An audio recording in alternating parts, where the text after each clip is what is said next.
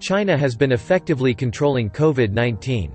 That contributes immensely to the global fight against the pandemic, said former Pakistani ambassador to China Masood Khalid. China has, contributed immensely to control this pandemic, not only nationally but also globally.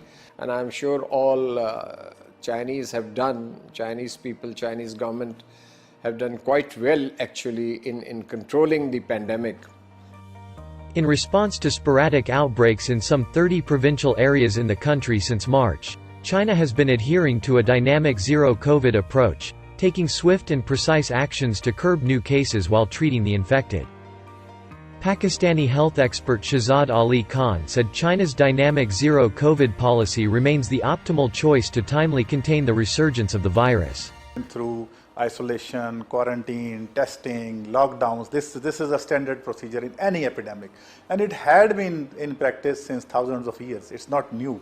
So it wasn't anything unscientific or anything which was not according to proper SOP which China did. So China did that because of their very excellent governance mechanism.